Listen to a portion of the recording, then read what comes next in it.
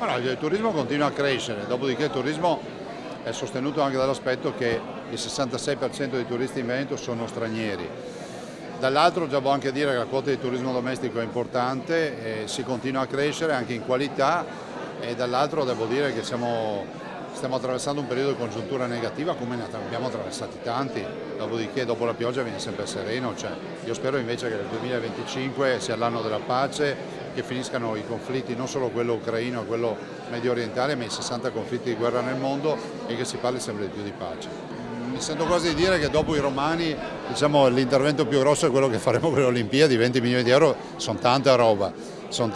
e penso che questo sia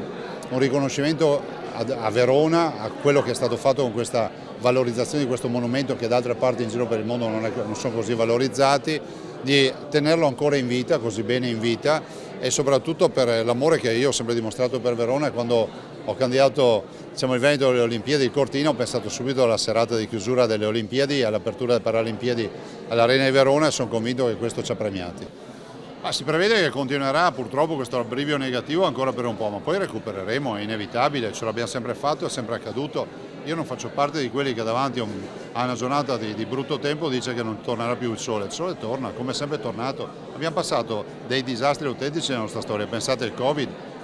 eravamo chiusi in casa, pensate al crollo di Lehman Brothers 2008 che si è trascinato una crisi fino al 2011 e poi ancora le Torri Gemelle, sono tutti cigni neri che abbiamo passato. Questo decisamente è un cignetto nero, non è così grande, ma purtroppo è galvanizzato dal fatto che ci sono i conflitti bellici che comunque incutono incertezza sui mercati. Un augurio di cuore a tutti i veneti, a tutti i miei concittadini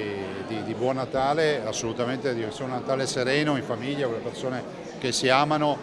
in tranquillità, che sia anche un Natale nel quale si possa tirar fiato, perché tutti abbiamo bisogno di tirar fiato. E dall'altro lasciatemi fare un grande augurio a chi magari oggi non è perfettamente in salute, a tutti coloro che vivono condizioni di fragilità. E il mio augurio veramente di cuore a tutte queste persone è quello di riacquisire la salute che avevano